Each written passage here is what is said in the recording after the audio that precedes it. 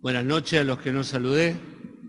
Vamos a continuar y en cierta manera terminar un poquito con el libro de Esther. Estamos estudiando, o estamos viendo en dos entregas anteriores, acerca del título que yo le puse, Dios estuvo ahí. Esta es la tercera, Dios estuvo ahí. Y preguntábamos al comienzo por qué ocurren las cosas, ¿no? Recién cantábamos una canción, al final cantamos unas hermosas canciones, gracias, Emma, que dice que Dios hace sendas en los lugares donde no hay.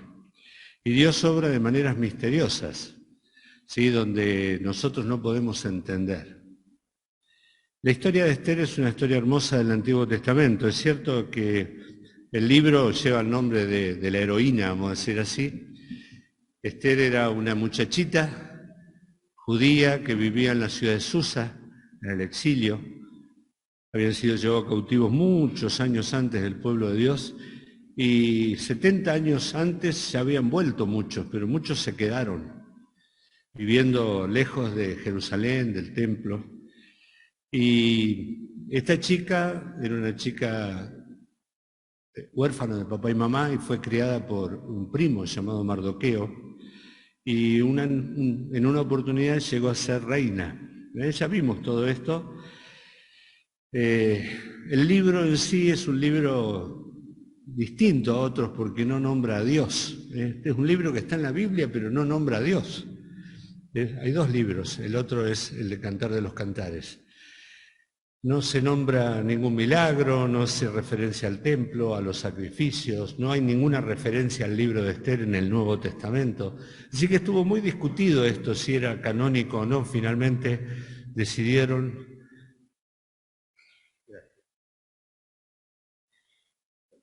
decidió, y creo que muy acertadamente, entender que es un libro que nos habla de Dios, aunque no lo nombre. Porque este libro narra la forma en que Dios libró a los judíos de un enemigo que se llamaba Amán. Y ya vimos la última vez quién era Amán. Amán era una malecita, un enemigo del pueblo de Dios. Pertenecía a un pueblo que Dios había maldecido y que Dios había ordenado que tenían que raerlo de sobre la faz de la tierra. En este libro nosotros vamos a ver o vemos dos clases de pueblo.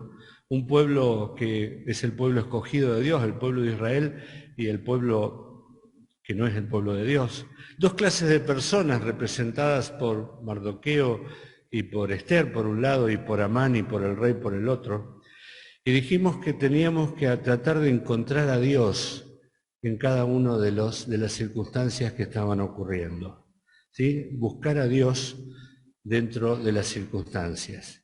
Y aprender a buscar a Dios en las circunstancias que vivimos cada día cada uno de nosotros. Ocurren cosas difíciles, ocurren cosas malas, ocurren cosas buenas. ¿Sí? ¿Por qué ocurren las cosas? ¿Está Dios detrás de todo esto? Hay que buscar a Dios, aunque muchas veces no lo podamos entender, que ocurren cosas que son inexplicables, al parecer sin motivo, sin razón.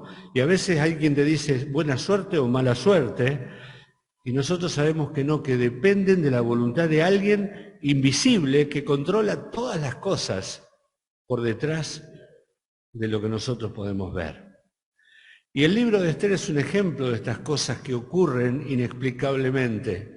¿Cómo es que Esther llega a ser reina? ¿Por qué Mardoqueo le pidió a Esther que nunca revelara el origen de ella, que era judía? ¿Sí? ¿Cuál fue el resultado del sorteo? ¿Se acuerdan del sorteo? Amán era un hombre que quería destruir al pueblo de Israel. Y van a sorteo y le tocó el último mes. El último mes. Se habrá agarrado la cabeza, no importa. Pero es que nosotros vimos que la suerte, ¿quién la maneja? Dios. Y la suerte en el idioma se llamaba Pur, recuerden este nombre.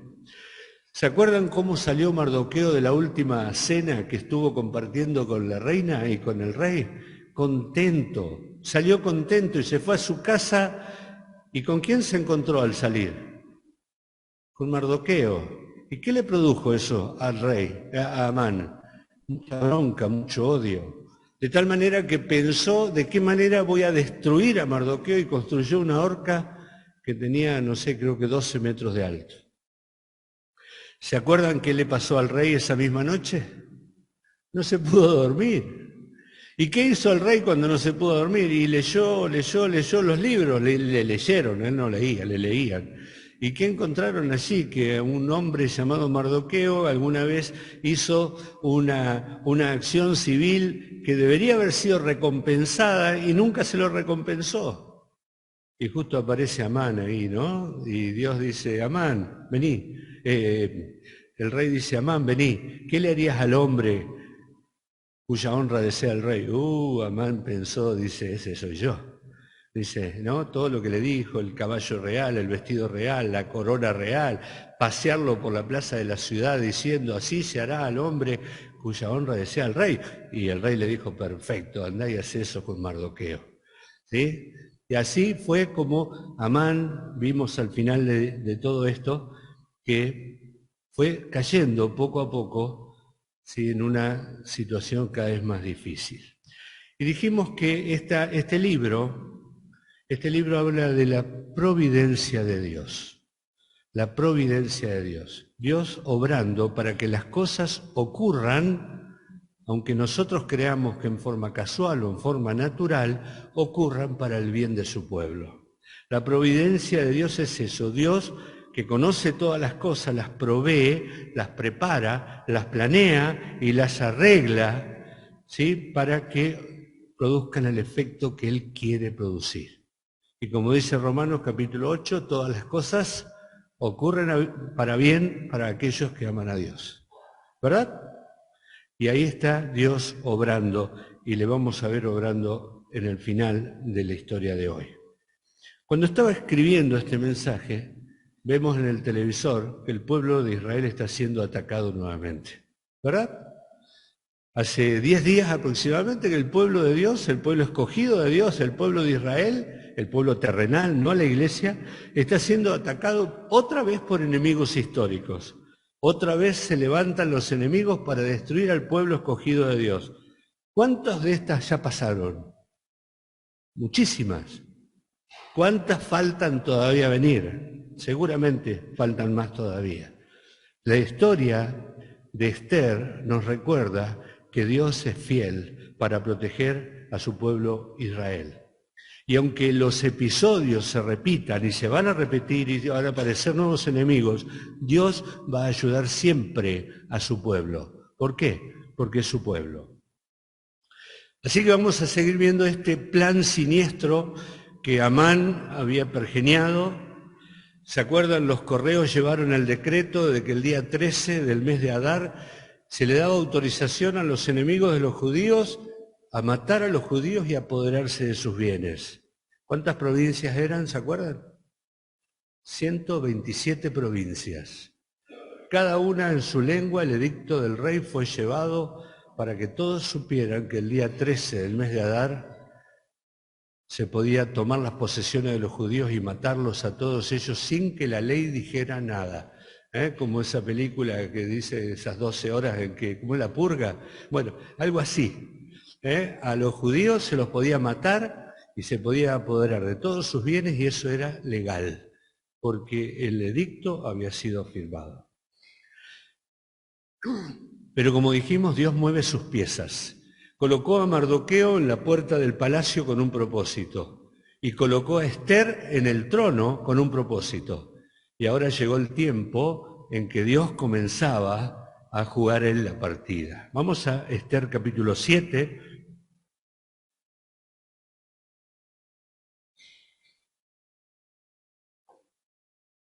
El verso 1 dice, fue pues el rey con Amán al banquete de la reina Esther. Y en el segundo día, mientras bebían, y ustedes vean la cantidad de referencias que hacen al vino, y a que Amán y el rey siempre estaban bebiendo.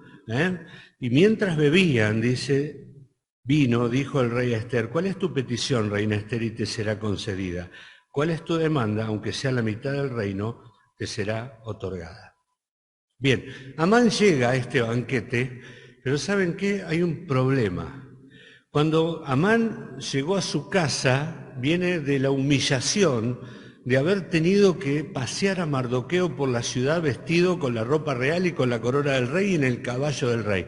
Delante de todos, él tuvo que decir públicamente: así se hará con el hombre a quien el rey desea honrar. Cuando Amán llega a la casa, la mujer, que tenemos el nombre allá, le dice, ¿sí?, si de la descendencia de los judíos es ese Mardoqueo, delante de quien has comenzado a caer, no lo vencerás, sino que caerás, por cierto, delante de él. Eso está en el capítulo 6, versículo 13.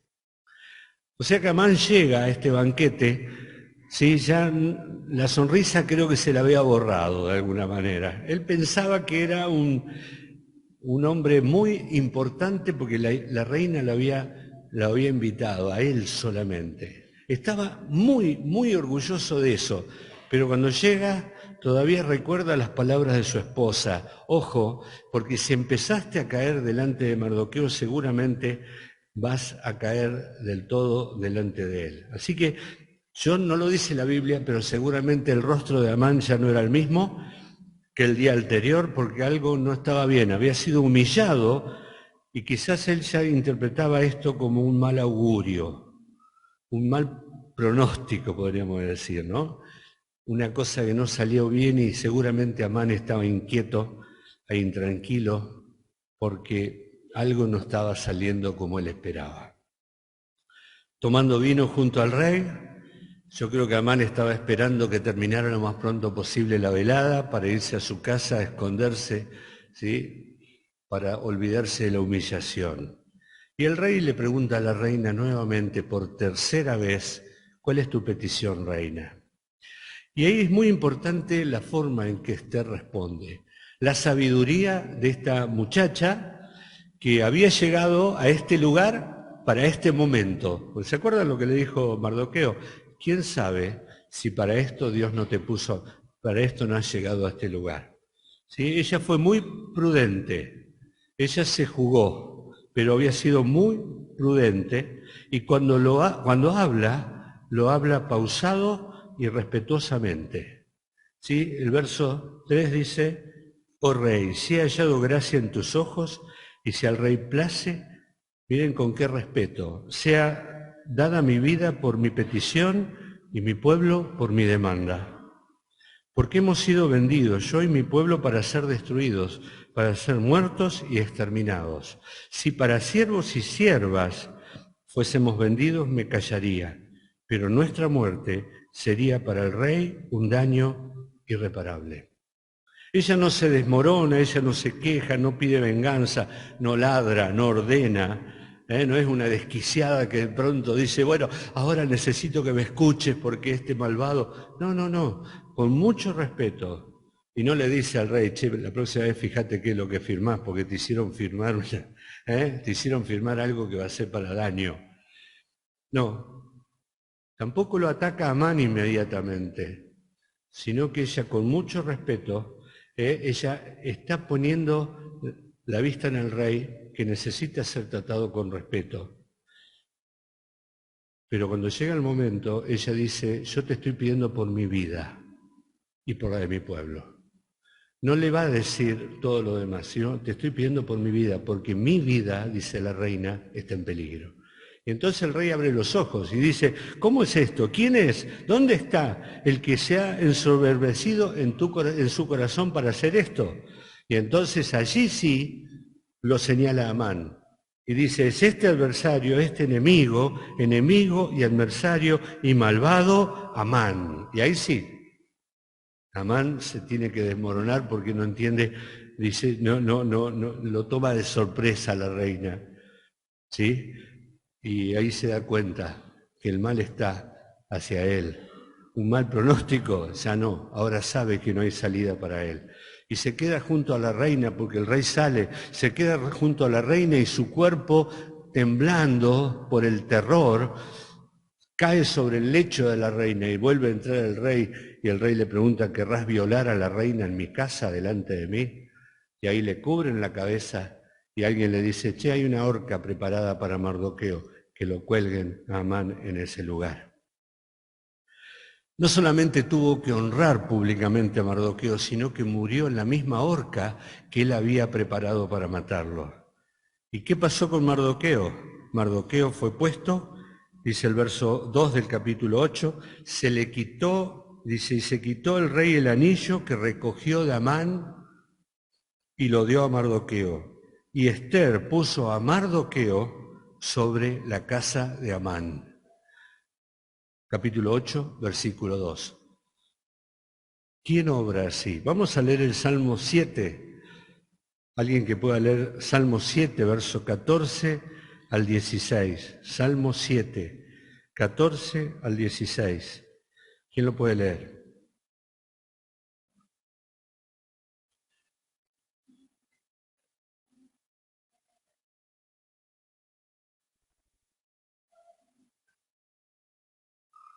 Hasta el 16.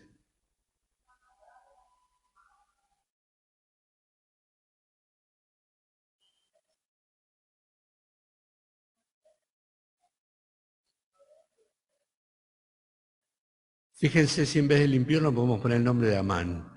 Aquí Amán concibió maldad, se preñó de iniquidad y dio a luz engaño. Cavó un pozo, lo hizo más hondo, y en el pozo o en el hoyo que hizo caerá. Su iniquidad volverá sobre su cabeza y su agravio caerá sobre su propia coronilla. Esto es como obra de Dios. El impío imagina un plan para destruir al pueblo de Dios y Dios en su sabiduría hace que el impío caiga en su propio mal. Un día termina la fiesta para Amán, como termina la fiesta para los incrédulos, y ya no podrá pedir perdón. No hay tiempo ya de arrepentirse, no es tiempo de pedir misericordia, ¿sí? Pero Dios protege a su pueblo. El capítulo 8 nos narra que a pesar de la muerte de Amán, el peligro sigue vigente, el peligro sigue estando porque hay un edicto que está vigente y ese edicto dice que tienen autorización todos los enemigos de los judíos a matar a los judíos. Entonces la reina Ester nuevamente vuelve a jugarse por el pueblo de Dios y dice que nuevamente entra delante del rey, se echa a sus pies, llora y le ruega, dice el versículo 3 del capítulo 8, que hiciese nula la maldad de Amán y su designio que había tramado contra los judíos. Entonces el rey extendió el cetro hacia Ester, se puso ella de pie y dijo, si le place al rey, si haya dado gracia delante de él, y si le parece acertado al rey y yo soy agradable a sus ojos, que se dé orden escrita para revocar las cartas que autorizaron el desastre. Pero el rey le dijo, no lo puedo hacer, pero sí puedo hacer algo. Puedo hacer otro nuevo edicto, autorizando a los judíos a que se defiendan y dándole todos los recursos a los judíos para que se defiendan y poniendo todo el aparato del Estado a favor de los judíos para que se defiendan. No puedo modificar el edicto anterior, pero puedo hacer uno nuevo donde diga que los judíos se van a poder defender. No quita el conflicto, pero le da poder para la contraofensiva. Todavía faltaban 9 meses para ese día. No quita el conflicto, pero le da autoridad y recursos para defenderse.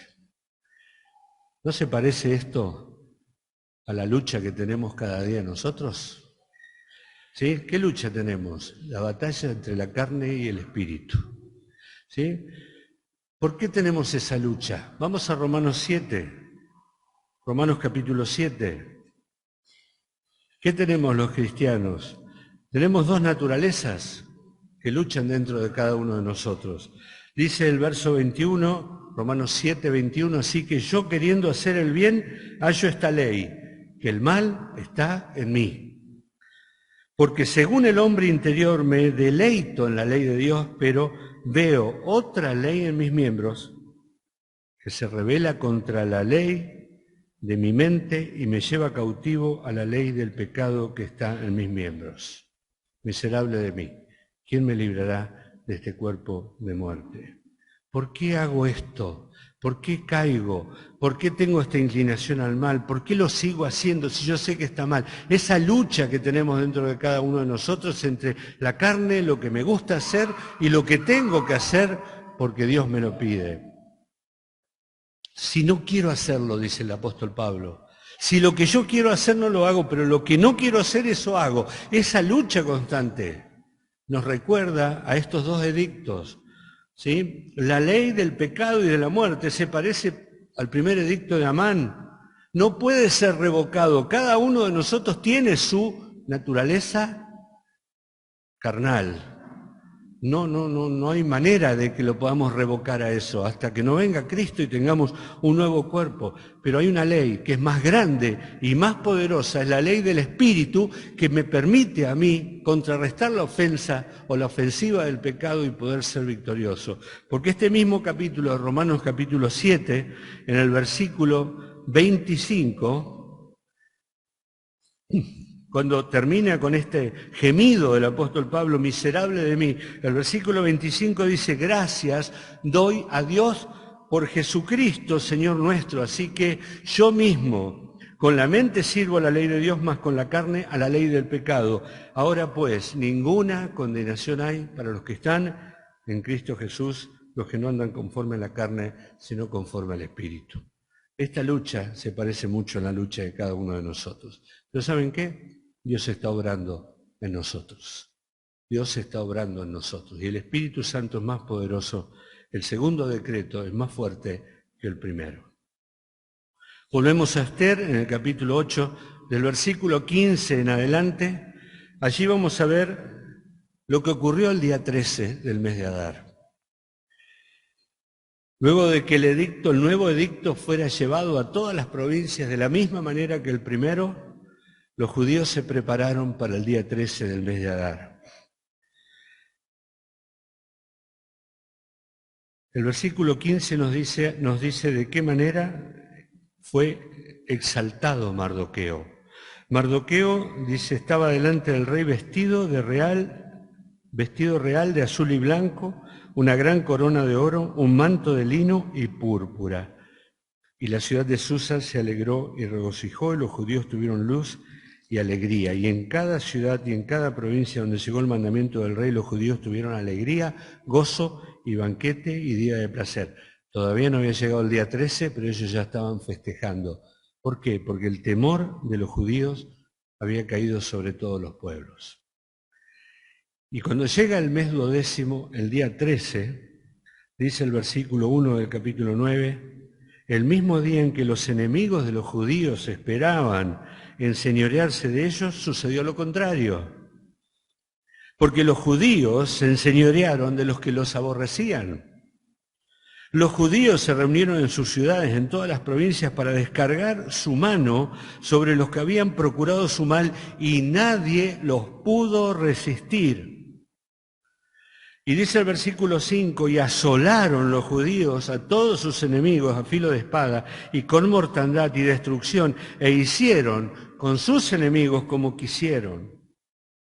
Eso es lo que ocurrió. Un día de fiesta, porque ellos sabían que la victoria estaba de su lado. Salmo capítulo 30, verso 11 y 12. Alguien que lo lea bien fuerte. Salmo 30, verso 11 y 12.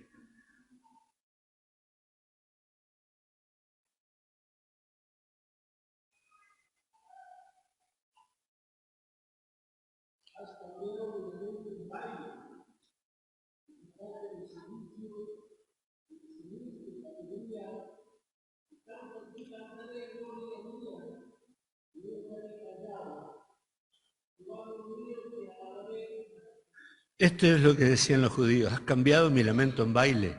El cilicio, que era el vestido de la vergüenza, el vestido de la confusión, el vestido que ellos se ponían cuando estaban realmente humillados, fue cambiado por el vestido, dice allí, me ceñiste de alegría, un vestido de fiesta. Y ahora yo por tanto a ti cantaré, gloria mía, no estaré callado. Jehová, Dios mío, te alabaré para siempre. ¿Qué había pasado con ellos? Había un nuevo edicto que les permitía defenderse. ¿Y qué ocurrió? Todo lo contrario a lo que había planificado Amán. ¿Pero cómo? Porque Dios había obrado en favor de su pueblo. Todo lo que Amán había planificado se volvió en contra. ¿Por qué la gente odia a los judíos? Porque son miserables, diría alguno. Porque son muy ricos. ¿Por qué la gente odia a los cristianos? Porque odia a Dios. Porque el hombre no quiere someterse a Dios. Y el pueblo de Dios es odiado porque odia a Dios. Los judíos siempre van a tener enemigos, como los cristianos vamos a tener enemigos, porque el hombre no quiere humillarse ante Dios y someterse a Dios. Pero Dios pelea por su pueblo. Así que el resultado es que nadie se les pudo oponer y los judíos se enseñorearon de los que los aborrecían, con el apoyo de todo el aparato estatal. Y asolaron los judíos a todos sus enemigos. Y dice que en la ciudad de Susa mataron a 500 enemigos. O sea que a pesar de la muerte de Amán y a pesar de la entronización o de la exaltación de Mardoqueo y a pesar del nuevo edicto, seguía habiendo enemigos de los judíos en todas las provincias y en todas las ciudades. Y en la misma capital había 500 judíos que murieron, 500 enemigos de los judíos que murieron el primer día. Y hay 10 que tienen nombre y apellido. ¿Quiénes son? ¿Los hijos de quién? De Amán. Así que no solamente murió Amán, sino que también sus hijos. Y al día siguiente los colgaron de la horca. ¿Sí? No me queda claro si ya estaban muertos y los colgaron muertos, porque pareciera que los mataron el día 13, pero el día 14 los colgaron de la horca. Pero no alcanzaron con un día. Entonces la reina se acerca al rey y el rey dice, bueno, pero ¿qué pedís ahora? Yo quiero un día más. Quiero un día más. Y ese día más mataron a 300 enemigos más en la ciudad de Susa. Y en las provincias, 127 provincias, 75.000 enemigos fueron muertos. Pero el pueblo de Dios no tomó posesión de los despojos. No se quedaron con el dinero de ellos, ni con los bienes de ellos, porque el pueblo de Dios no quería que eso se mezclara. ¿Y qué pasó después? Hicieron una gran celebración. ¿Sí? Hicieron una gran celebración. El capítulo 9, verso 16 en adelante, vamos a ver, vamos a leer del verso 26. Dice, por esto llamaron a estos días Purim, por el nombre Pur. ¿Se acuerdan qué era Pur? La suerte. La suerte que tiró Amán. La suerte que le tocó en el mes 12. Él tenía todo listo para atacar a los judíos, sin embargo Dios maneja la suerte. Tomaron el nombre Pur e instituyeron la fiesta de Purim. Y dice, y debido a las palabras de esta carta y por lo que ellos vieron sobre esto y los que les llegó a su conocimiento, los judíos establecieron y tomaron sobre sí, sobre su descendencia y sobre todos los allegados a ellos, que no dejarán de celebrar estos 2 días, según está escrito, tocante a ellos conforme a su tiempo cada año, y que estos días serán recordados y celebrados por todas las generaciones, familias, provincias y ciudades, que estos días de Purim no dejarían de ser guardados por los judíos y que su descendencia jamás dejaría de recordarlos. Una nueva fiesta para el pueblo judío. Ustedes saben que el pueblo judío tenía 7 fiestas agrícolas. La primera, ¿se acuerdan cuál era? La Pascua. La Pascua fue la primera, que habla de la redención. La Pascua, la fiesta de los panes sin levadura, la fiesta de los tabernáculos, las primicias de los tabernáculos, y las 3 fiestas finales, de la trompeta, el día del perdón y tabernáculos. Todas esas son las fiestas, me faltó Pentecostés en el primer grupo. Esas son las 7 fiestas que estaban establecidas por Dios, pero ahora aparece una 8ª fiesta. Y esta fiesta de Purim se sigue celebrando el día de hoy. Muchos años después se establecería la fiesta de Hanukkah o la fiesta de las luces, la época de Antíoco Epífanes. Esa es la 9ª fiesta que celebra el pueblo de Dios, el pueblo de Israel, perdón. Esta fiesta es como el carnaval de los judíos. El día 13, ellos hacen ayuno, leen el libro de Esther, y cada vez que nombran a Amán, que lo nombra 53 veces, empiezan a chiflar. ¿Vieron cuando en el estadio quieren hacer sentir mal a un jugador, que todo el estadio chifla y tocan bocina y matraca? Bueno, cada vez que leen Amán, empieza el jolgorio de los judíos para recordar a Amán. El día 13. Y el día 14 es un día de fiesta. Y le mandan regalos, como ocurrió esta vez. Regalos, dice, el verso 22, dice, como días en que los judíos tuvieron paz de sus enemigos, como el mes que de tristeza se les cambió en alegría y de luto, y día bueno, que los hiciesen día de banquete, gozo, para enviar porciones cada uno a su vecino y dádivas a los pobres.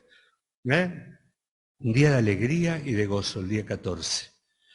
Este año la fiesta de Purim cayó el 6 de marzo. El pueblo de Israel sigue festejando la fiesta que se estableció en la época de Esther. Es muy importante también que ese recordatorio siguiera por todas las generaciones, porque muchas veces hacemos festejos y luego nos olvidamos, ¿sí? Así que es muy importante lo que hacemos todos los domingos en la Cena del Señor. ¿Venimos a qué?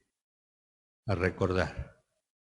El pueblo de Israel tenía un motivo para recordar, porque habían sido salvados de la muerte de un gran enemigo, ¿sí?, que se llamaba Amán. Capítulo 10 termina con el último. ¿Vieron que el último capítulo del libro es el que vale? El que nos dicen si el resto del libro valió la pena. El que cuenta la historia final. El rey Asuero impuso tributos sobre la tierra y hasta las costas del mar, y todos los hechos de su poder y autoridad, y el relato sobre la grandeza de Mardoqueo, con que el rey le engrandeció. ¿No está escrito en el libro de las crónicas de los reyes de Media y de Persia? Porque Mardoqueo el judío fue el segundo después del rey Asuero, y grande entre los judíos, y estimado por la multitud de sus hermanos, porque procuró el bienestar de su pueblo y habló paz para todo su linaje. ¿No les gustaría tener este reconocimiento al final de sus días? La grandeza de Mardoqueo. Qué diferente el último capítulo al primero, ¿verdad? ¿Saben qué, hermanos? Tenemos que esperar el final de la historia nosotros. Quizás no conozcamos el guión como cantamos, cosas que nosotros no podemos saber, pero sabemos el final de la historia. Conocemos el final de la historia. Muchas veces nos desesperamos con los capítulos del medio de nuestra vida y de lo que ocurre en nuestra vida. Una situación dolorosa, una enfermedad, un contratiempo, como pasó esta semana, una pérdida, un trabajo que no corresponde, un matrimonio en crisis, una familia en crisis, hijos que quizás vuelven a la droga o al mundo. Y esas situaciones que Dios permite en nuestra vida no es el último capítulo. El último capítulo es el que tenemos que mirar y no desesperarnos por los capítulos del medio. A veces tenemos la intención de decir, no aguanto más, no quiero, sí, estoy pasando por pruebas tan grandes y yo no aguanto más. Pero ¿saben qué? Recordá que Dios está al control de todas las cosas. Así que, finalizando ya, quiero 7 puntos así para que ustedes simplemente recuerden la historia de Esther. Primero, Dios trabaja para que todo sea para bien, incluso los males. Todos los males que hay a nuestro alrededor, Dios cuida de ti. Dios controla las circunstancias. Aún aquellas, las más insignificantes, que parece que sean naturales, toman otra dimensión cuando nosotros empezamos a ver las cosas como las ve Dios. Aunque no lo veamos y no esté nombrado en el libro, Dios estuvo ahí. Primera cosa, Dios trabaja para que todo salga para bien. La segunda cosa es recordemos que la lucha no es contra personas. Si bien el vecino es el que nos tira piedra, o el compañero es aquel que se ríe de mí, o mi esposo es el que evita que yo venga a la reunión y que siempre se está oponiendo, o mi hijo el que está agrediéndome porque soy cristiano, las personas son simplemente instrumentos en manos de nuestro enemigo verdadero. Y ellas tienen que ser objeto de nuestra misericordia también y de nuestra oración por ellas. Las personas no son nuestro enemigo. Ellos también son piezas en manos del enemigo de nuestras almas y necesitan de nuestras oraciones. Tercero, a veces Dios utiliza las pruebas para despertarte. A veces Dios utiliza las pruebas para que te arrodilles y te inclines delante de Él. Muchos judíos vivían en el exilio. Probablemente 15 millones de judíos no habían vuelto a Jerusalén. Ya se habían olvidado del pacto, seguían siendo judíos, es cierto. Pero Dios utilizó este elemento para unir a ese pueblo que estaba afuera, ¿sí? Para unirlo nuevamente, para que se volvieran a Él. ¿Cuánto hace que no te arrodillás delante de Dios? ¿Cuánto hace que no llorás delante de Dios? ¿Sí? Quizás Dios está permitiendo esta situación en tu vida para que te acerques a Él. La cuarta cosa es, recordemos que somos una pieza en las manos de Dios. Somos una pieza en las manos de Dios. ¿Por qué estás donde estás? ¿Por qué vivís en ese barrio? ¿Por qué tenés ese trabajo? ¿Por qué estás en esa familia? Hoy oramos por familias que tienen familiares inconversos, pero Dios te puso ahí. Dios te puso en ese lugar donde estás. Quizás no tengas la influencia de Esther, pero Dios te puso ahí por algo y para algo. Porque Dios tiene un plan soberano y ese plan se va a cumplir. Y Dios quiere que seamos parte de ese plan. Así como puso a Mardoqueo a la entrada, a la puerta del palacio, y a la reina lo sentó en el trono, que era lo más improbable que ella pudiera ser reina, pero lo fue. Dios utiliza a sus hijos. Pero como dijimos la primera vez, cada uno de nosotros debe estar preparado para ese momento. Esther no era una chica improvisada. Esther era una chica que había preparado su vida. No sabía para qué, pero ella fue realmente un instrumento en las manos de Dios. Así que yo te invito a que te prepares, porque va a llegar el momento en que Dios va a querer utilizarte.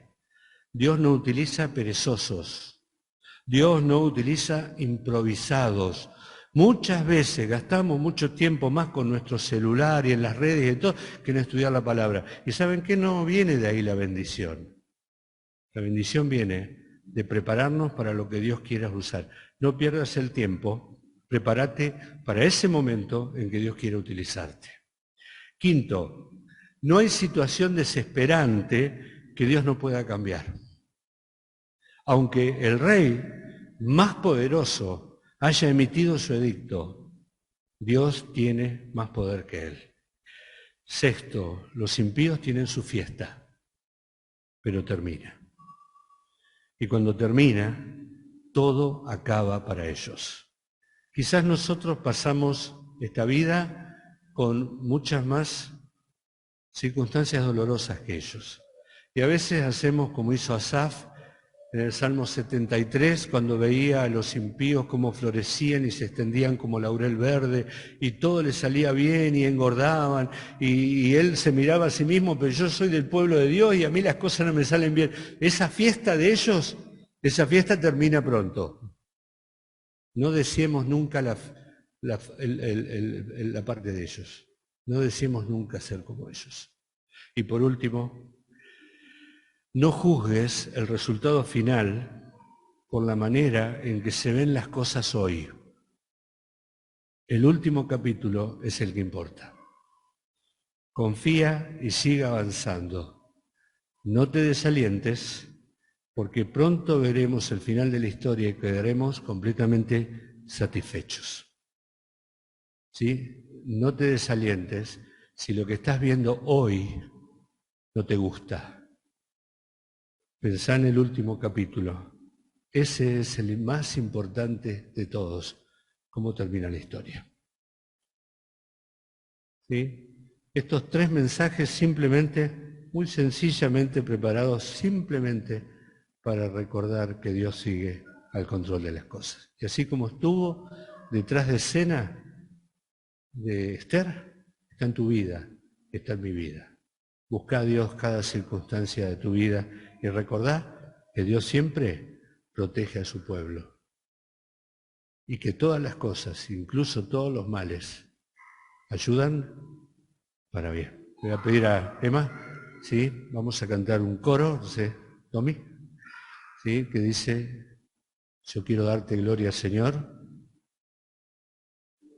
porque todo lo has hecho bien, incluso todos los males han sido para bien. El Señor nos bendiga.